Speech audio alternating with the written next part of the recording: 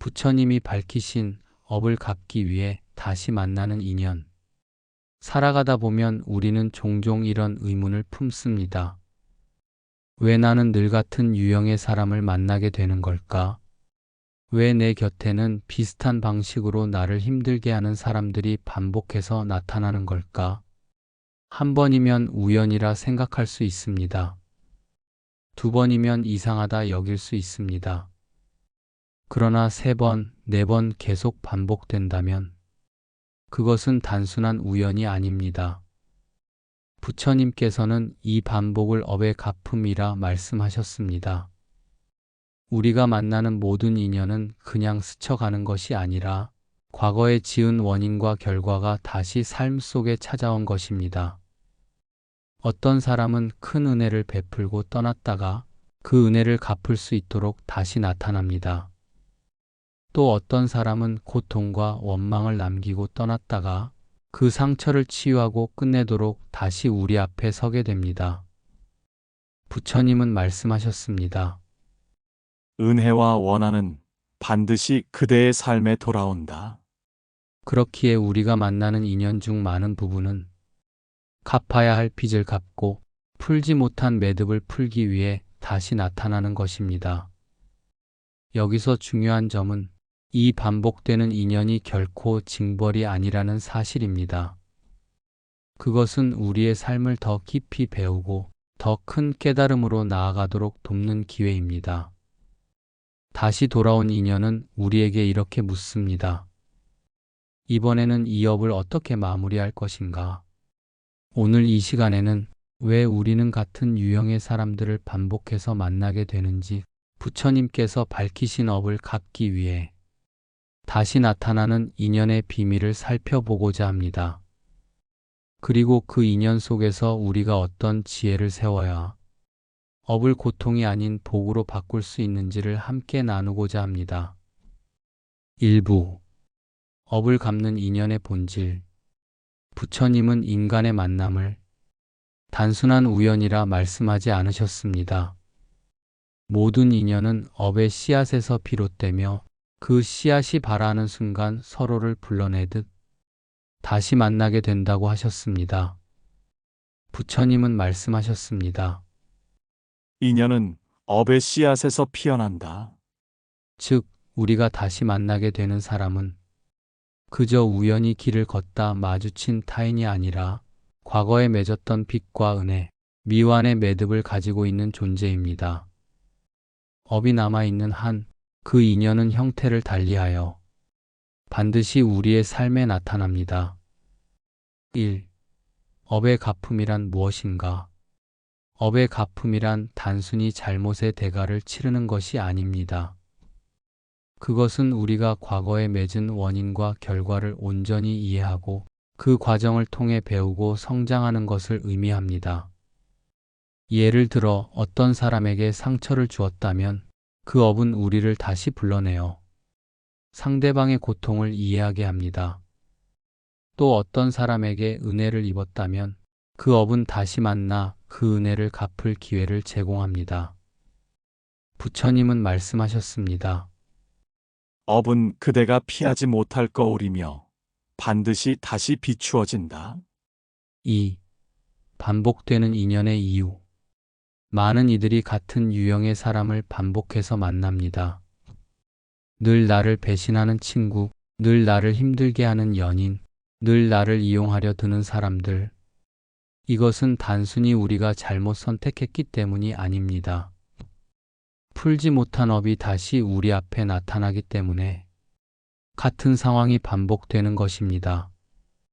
마치 학교에서 졸업하지 못한 과목을 다시 수강해야 하듯 우리는 배움이 끝나지 않은 인연을 다시 만나게 됩니다. 그 만남은 또다시 당했다라는 절망이 아니라 이번에는 이 업을 끝낼 기회라는 삶의 메시지입니다. 3. 업의 인연은 우리를 성장시킨다. 갚아야 할 인연은 우리를 괴롭게도 하지만 동시에 성장하게 합니다. 고통 속에서 참는 법을 배우고 상처 속에서 용서하는 힘을 배우며 집착 속에서 내려놓음을 배웁니다. 부처님은 말씀하셨습니다. 괴로움은 업의 빚을 갚게 하고 갚음은 지혜를 자라게 한다. 따라서 업을 갚기 위해 다시 만나는 인연은 결국 우리를 괴롭히기 위한 것이 아니라 우리를 성숙하게 만들기 위한 하늘의 배려와도 같은 것입니다. 4. 인연의 본질에 대한 첫 깨달음. 우리가 다시 만나는 인연은 모두 이유가 있습니다. 그 만남은 갚지 못한 업을 마무리하라는 부름이며 그 과정을 통해 우리는 한 단계 더 높은 삶의 자리로 나아가게 됩니다. 따라서 왜 나는 이런 사람만 만나는 걸까? 라는 원망 대신 이 만남이 내게 가르쳐 주는 것은 무엇일까? 라고 묻는다면 그 순간부터 업의 인연은 괴로움이 아닌 깨달음의 길이 됩니다. 2부.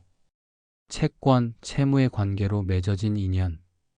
부처님께서는 인간관계를 설명하시며 종종 빚이라는 비유를 사용하셨습니다. 우리가 다시 만나는 많은 인연은 마치 채권자와 채무자의 관계처럼 과거에 주고받은 빚을 갚기 위해 다시 얽히는 경우가 많기 때문입니다. 부처님은 말씀하셨습니다. 은혜와 원한은 반드시 그대의 삶에 돌아온다. 1. 물질의 빚, 재물로 이어지는 인연. 현실에서 가장 쉽게 떠올릴 수 있는 것은 바로 돈의 빚입니다. 전생에서 재물을 빌려주고 받지 못했거나 현생에서 빚을 지고 끝내 갚지 못한 관계는 다시 인연을 맺어 돈과 관련된 사건으로 반복되곤 합니다.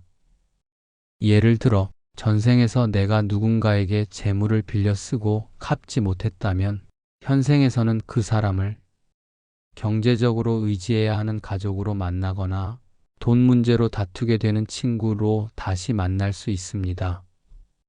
이처럼 물질의 빚은 단순히 금전적 관계로 끝나지 않고 삶의 여러 모습 속에서 변형된 형태로 되풀이됩니다. 2. 마음의 빚, 은혜와 정의 인연. 우리가 더 자주 겪는 것은 눈에 보이지 않는 마음의 빚입니다. 누군가에게 큰 도움을 받고도 보답하지 못했을 때 그 은혜는 업의 씨앗으로 남아 다시 그 사람을 불러냅니다. 부처님은 말씀하셨습니다. 은혜를 갚지 않으면 다시 그대의 길에 나타난다.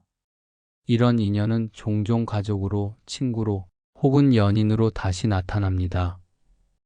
예컨대 전생에서 내 목숨을 구해준 사람이 이번 생에서는 부모로 태어나기도 하고 과거에 큰 보살핌을 받았던 사람이 친구나 배우자로 다시 나타나 그 은혜를 갚을 기회를 주기도 합니다. 3. 원한의 빚, 고통으로 이어지는 인연. 은혜의 빚이 있다면 원한의 빚도 있습니다. 과거에 내가 누군가에게 상처를 주었다면 그 상처는 업의 흔적으로 남아 반드시 다시 마주하게 됩니다. 부처님은 말씀하셨습니다. 해코지한 이는 다시 그대 앞에 나타나리라. 이런 경우 전생에 내가 괴롭혔던 사람이 현생에서는 나를 힘들게 하는 상사나 배우자로 나타나기도 하고 내가 배신했던 사람이 이번 생에서는 나를 배신하는 사람으로 나타나기도 합니다. 즉, 원한의 빚은 반드시 갚아야 할 고통의 형태로 다시 돌아오는 것입니다. 4. 빚은 반드시 청산되어야 한다. 모든 채권, 채무의 관계는 결국 청산되어야 끝이 납니다. 돈의 빚을 갚아야 마음이 편하듯 마음의 빚과 원한의 빚도 반드시 갚아야 비로소 자유로워집니다. 부처님은 말씀하셨습니다. 빚은 그대가 갚을 때 사라지고 갚지 않으면 다시 이어진다. 따라서 우리가 만나는 인연 중 많은 관계가 단순한 만남이 아니라 업의 빚을 청산하기 위한 자리임을 알아차릴 필요가 있습니다. 5. 인연의 빚을 대하는 지혜. 중요한 것은 빚을 원망으로 여기지 않는 것입니다. 그 빚을 갚는 과정은 불편하고 힘들 수 있지만 그 속에서 우리는 자비와 감사, 이해와 용서를 배우게 됩니다. 즉, 인연의 빚은 괴로움이 아니라 우리 삶을 성숙하게 만드는 성장의 기회이자 복의 씨앗입니다. 3부. 왜 같은 유형의 사람이 반복해서 나타나는가? 살아가다 보면 이런 경험을 하게 됩니다. 친구를 사귀면 늘 배신하는 친구를 만나고, 연애를 하면 반복해서 집착하거나 상처 주는 사람을 만나며, 직장에서는 꼭 비슷한 유형이 상사나 동료에게 시달리게 됩니다. 많은 사람들은 이렇게 말합니다. 내가 사람 보는 눈이 없는 걸까? 왜 똑같은 사람만 자꾸 반복해서 내 인생에 나타나는 걸까? 부처님께서는 이 현상을 우연이라 보지 않으셨습니다. 이는 곧 업의 갚음이 끝나지 않았기 때문에 다시 반복되는 인연입니다. 1. 반복은 배우지 못한 과제 때문이다. 부처님은 말씀하셨습니다. 풀지 못한 매듭은 다시 손에 잡힌다. 우리가 같은 유형의 사람을 반복해서 만나는 이유는 그 관계 속에서 배워야 할 교훈을 제대로 배우지 못했기 때문입니다. 즉, 삶은 같은 과제를 다른 형태로 계속 우리 앞에 내어놓는 것입니다. 만약 내가 늘 나를 무시하는 사람을 만난다면 그 속에서 내가 배워야 할 것은 자존심을 세우는 법일 수 있습니다. 혹은 나를 의존하게 만드는 사람을 자꾸 만난다면 그 속에서 배워야 할 것은 건강한 거리 두기와 자비로운 단호함일 수 있습니다. 2. 업은 상황을 바꾸어도 인연을 반복시킨다. 우리가 환경을 바꾸고 직장을 옮기고 새로운 사람을 만나도 여전히 같은 유형의 사람이 나타나는 이유가 있습니다. 바로 업은 단순히 사람을 통해서가 아니라 상황 자체를 만들어내며 우리에게 다시 반복된 경험을 주기 때문입니다. 부처님은 말씀하셨습니다. 그대가 배우지 못한 것은 다시 삶의 길목에 나타난다. 즉, 인연의 반복은 사람을 탓할 일이 아니라 내가 아직 배워야 할 업의 과제가 남아있다는 신호입니다. 3. 같은 사람, 다른 얼굴. 업의 갚음은 한 사람에게서 끝나지 않을 때가 많습니다. 전생에서 갚지 못한 원한이 이번 생에서는 친구로, 다시 연인으로, 혹은 가족으로 다른 모습으로 나타나기도 합니다. 얼굴과 이름은 달라도 그 안에서 반복되는 패턴은 그대로 남아 있습니다. 예를 들어 늘 나를 버리고 떠나는 사람을 만난다면 그것은 과거에 내가 누군가를 버린 업의 반영일 수 있습니다. 이 경우 인연은 형태만 바뀌어 나타나며 우리가 그 업을 깨닫고 갚을 때까지 반복됩니다. 4. 반복을 멈추는 길. 같은 유형의 사람이 반복해서 나타난다고 해서 절망할 필요는 없습니다. 그 반복은 우리를 괴롭히기 위한 것이 아니라 깨달음을 촉구하는 신호이기 때문입니다. 부처님은 말씀하셨습니다. 지혜로운 이는 같은 인연을 복으로 바꾸고 어리석은 이는 같은 인연을 괴로움으로 반복한다. 즉, 반복되는 인연 속에서 우리가 마음의 태도를 바꾸는 순간 그 인연은 더 이상 괴로움으로 돌아오지 않습니다. 업의 갚음이 끝났기 때문입니다. 5. 깨달음으로 마무리하기. 왜 나는 같은 사람만 반복해서 만나게 될까? 라는 질문은 결국 나는 어떤 업을 아직 배우지 못했는가? 라는 질문으로 바뀌어야 합니다. 그 깨달음을 얻는 순간 반복되는 인연은 멈추고 우리는 비로소 새로운 삶의 길로 나아갈 수 있습니다. 4부. 업을 갚는 과정에서 생기는 괴로움. 업을 갚는 인연은 결코 편안하지 않습니다. 우리가 다시 만나게 되는 많은 관계는 처음에는 반갑고 익숙하게 다가오지만 곧 갈등과 시험을 동반합니다. 그 이유는 바로 갚지 못한 빚을 청산하는 과정이 고통을 수반하기 때문입니다. 1. 괴로움은 빚을 갚는 징표. 부처님은 말씀하셨습니다. 괴로움은 업의 빚을 덜어내는 불꽃이다. 즉, 우리가 다시 만난 인연 속에서 겪는 괴로움은 업이 소멸되고 있다는 징표입니다. 때로는 오해와 다툼으로, 때로는 상실과 배신으로 다가오는 그 경험은 결코 헛된 것이 아닙니다. 그 고통 속에서 우리는 과거에 남긴 빚을 갚고 있는 것입니다. 2. 왜 고통이 반복되는가? 업의 빚은 단번에 모두 청산되지 않습니다. 조금씩 갚아나가야 하며, 그래서 관계 속에서 고통이 반복되는 것처럼 보입니다. 마치 큰 빚을 나누어 갚듯 우리는 여러 번의 만남과 헤어짐을 통해 업을 갚아나갑니다. 부처님은 말씀하셨습니다. 작은 불씨가 꺼질 때까지 연기가 남아있듯 업도 다할 때까지 괴로움이 따른다. 따라서 반복되는 고통을 두려워할 필요는 없습니다. 그것은 업이 완전히 사라지기 전 나타나는 자연스러운 현상입니다. 3.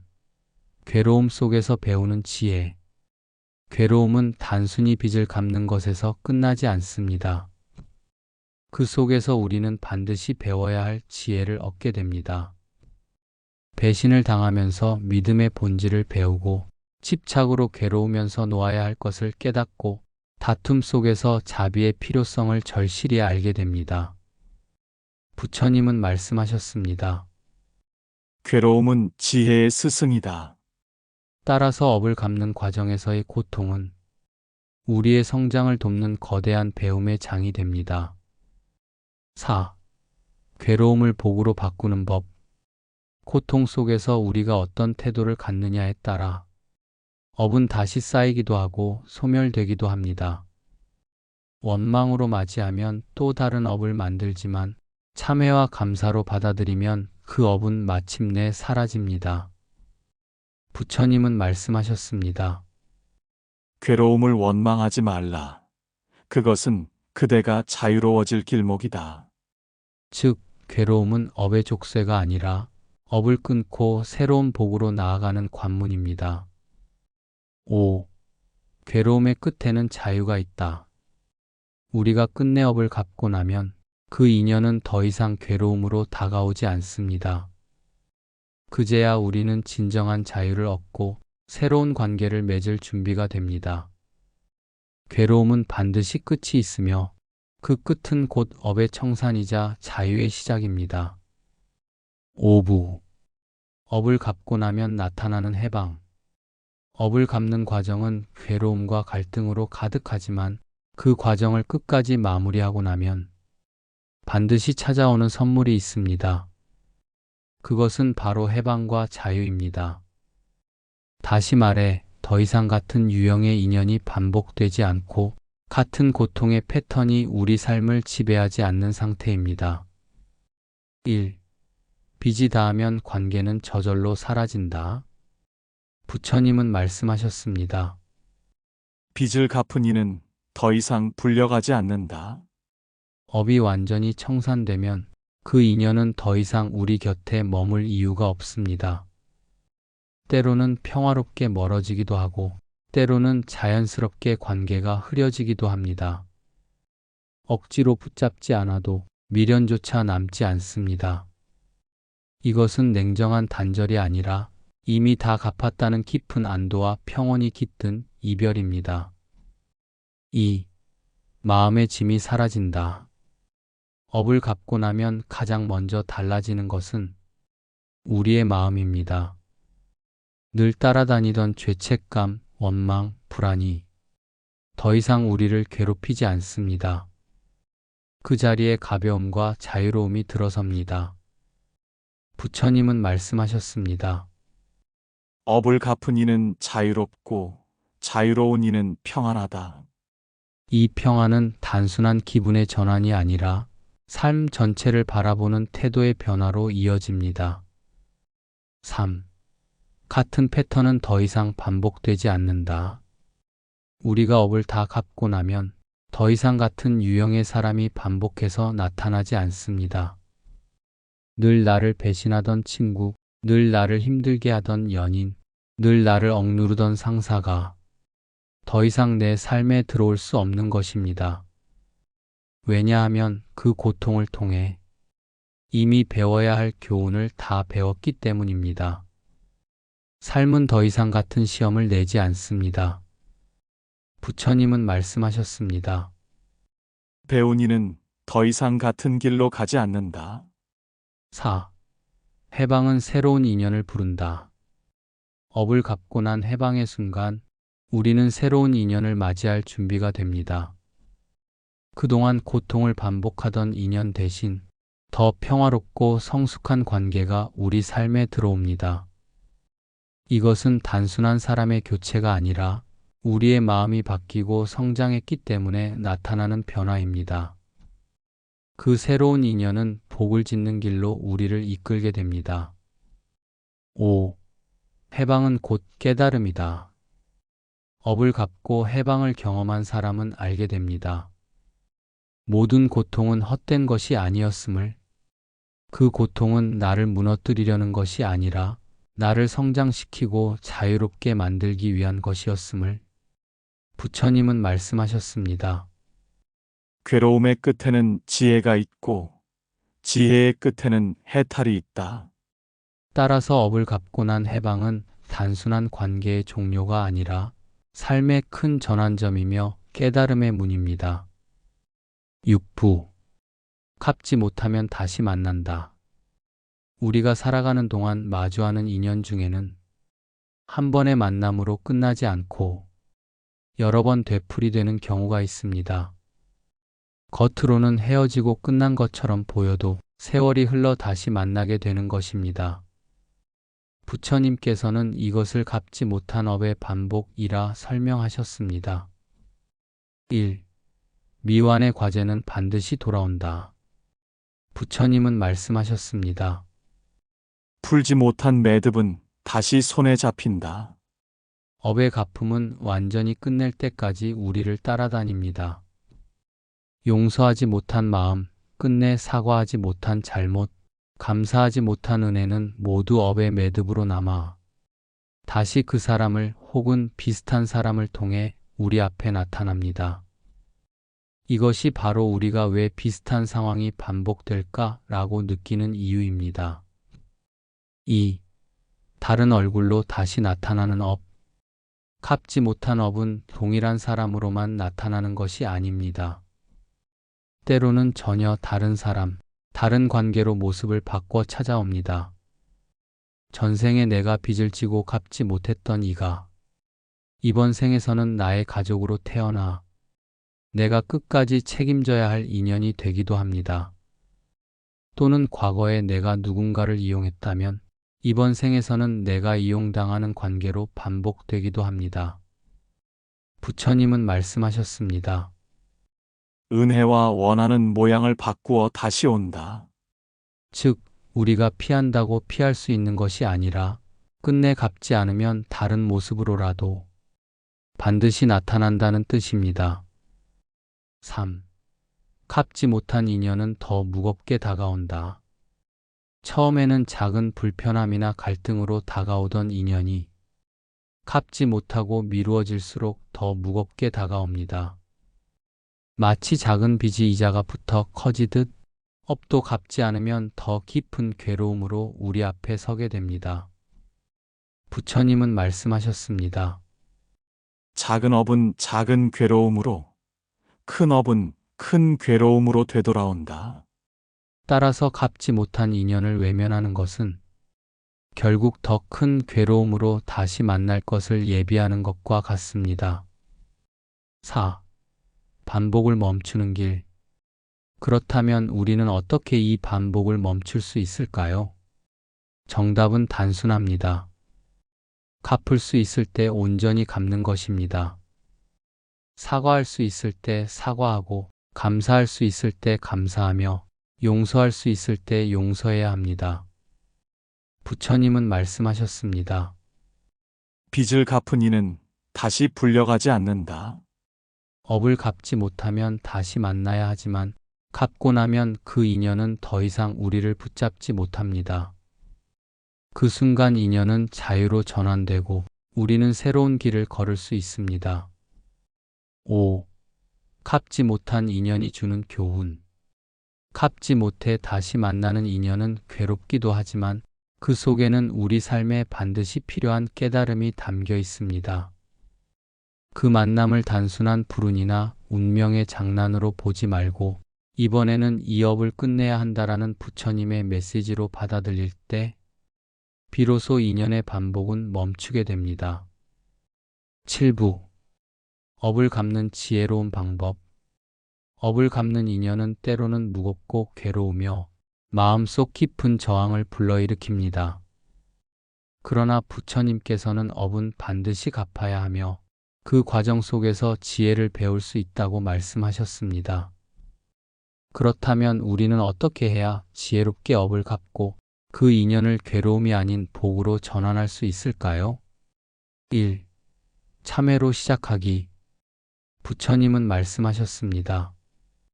과거의 업은 참회로 씻을 수 있다. 업을 갚는 첫걸음은 진심 어린 참회입니다. 내가 잘못한 것이 없는데 왜 이런 일이 반복되지? 라고 항변하기보다 내 마음속에 남아있는 교만, 무지, 집착을 돌아보아야 합니다. 참회는 상대를 위한 것이기도 하지만 무엇보다도 내 업을 정화하는 길입니다. 2. 자비로 대하기. 갚아야 할 인연이 다시 돌아왔을 때 우리는 종종 원망이나 두려움으로 반응합니다. 그러나 원망은 또 다른 업을 낳고 두려움은 괴로움을 더 크게 만듭니다. 부처님은 말씀하셨습니다. 자비는 모든 빚을 소멸시킨다. 상대를 원망하는 대신 자비로운 마음으로 대해야 합니다. 상대가 내게 준 상처보다 그도 결국 자신의 업에 이끌려 행동하고 있다는 사실을 이해할 때 그 만남은 새로운 배움의 장이 됩니다. 3. 감사로 마무리하기. 업을 갚는 인연은 때로는 우리를 괴롭게 하지만 결국은 나를 성장시키는 계기가 됩니다. 그렇기에 업을 갚은 후에는 감사의 마음으로 마무리해야 합니다. 부처님은 말씀하셨습니다. 감사하는 이는 모든 인연을 복으로 바꾼다. 나를 힘들게 했던 사람, 나에게 빚을 남겼던 인연조차도 결국 나를 더 지혜롭고 자비로운 사람으로 만들어 주었음을 깨닫는 순간 그 관계는 원한이 아니라 복으로 전환됩니다. 4. 내려놓음으로 끝내기. 갚을 것을 다 갚았다면 이제는 내려놓아야 합니다. 아직도 집착하거나 미련을 남긴다면 그것은 또 다른 업으로 이어집니다. 부처님은 말씀하셨습니다. 집착은 업을 이어가고 내려놓음은 업을 끝낸다. 따라서 인연을 끝낼 때는 더 이상 얽매이지 않도록 자비로운 마음으로 내려놓는 지혜가 필요합니다. 5. 수행으로 업을 녹이기. 마지막으로 참선과 명상, 기도와 같은 수행은 업을 빠르게 녹여내는 길입니다. 마음이 고요해지고 깨달음이 커질수록 업의 힘은 약해지고 인연의 고통은 줄어듭니다. 부처님은 말씀하셨습니다. 마음을 닦는 이는 업을 녹이고 업을 녹이는 이는 자유를 얻는다. 즉, 수행은 단순히 개인의 평안만이 아니라 인연을 정화하는 가장 큰 힘이 됩니다. 6. 지혜로운 갚음의 결론. 업을 갚는 지혜로운 방법은 크게 4가지입니다. 첫째, 참회로 시작하고, 둘째, 자비로 대하며, 셋째, 감사로 마무리하고, 넷째, 내려놓음으로 끝내기. 이 과정을 실천할 때 다시 돌아온 인연은 더 이상 괴로움의 굴레가 아니라 복으로 이어지는 귀한 기회가 됩니다. 8부. 업을 갚는 인연을 복으로 바꾸는 길. 우리가 다시 만나는 인연은 단순히 과거를 반복하기 위한 것이 아닙니다.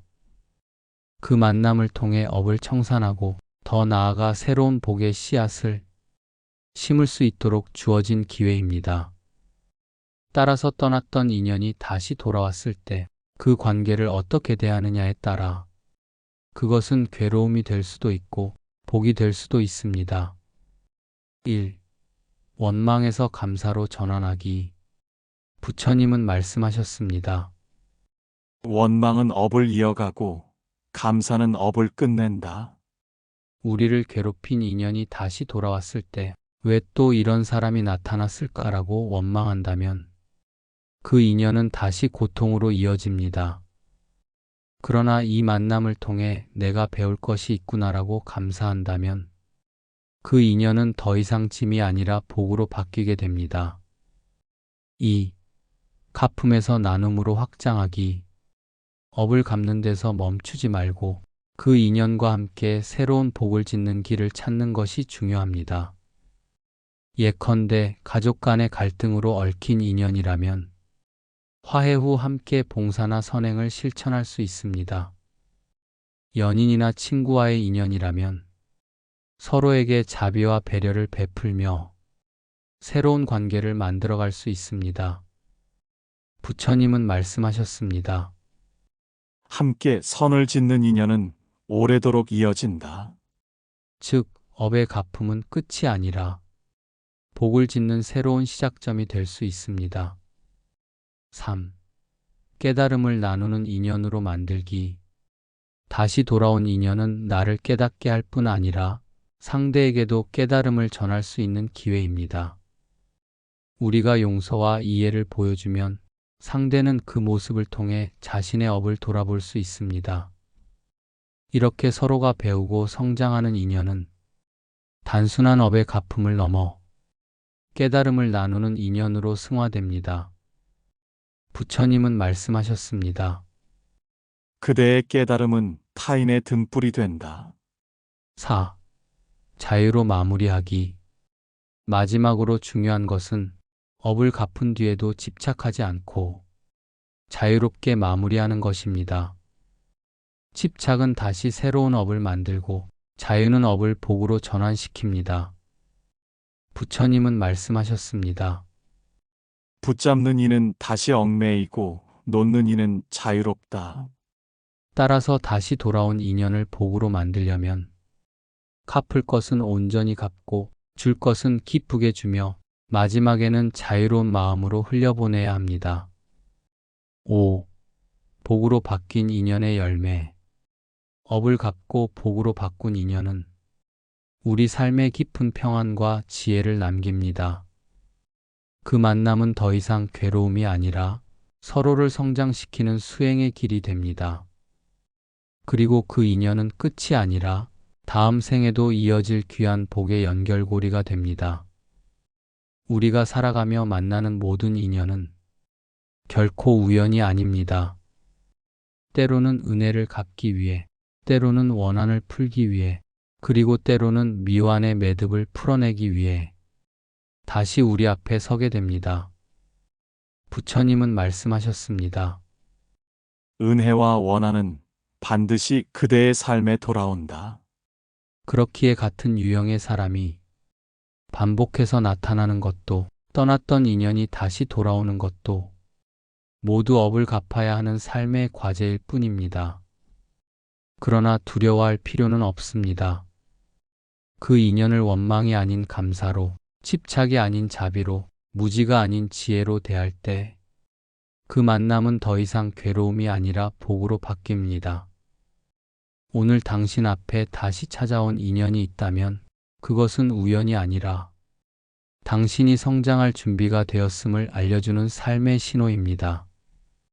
그 만남 속에서 업을 마무리하고 은혜로 갚으며 자비로 품을 때 비로소 인연은 괴로움에서 해방으로 업에서 복으로 전환될 것입니다. 부처님은 말씀하셨습니다. 인연을 복으로 삼는 이는 자유를 얻고 인연에 집착하는 이는 괴로움을 얻는다. 부디 오늘 이 시간이 당신의 인연을 복으로 바꾸는 지혜의 씨앗이 되기를 바랍니다.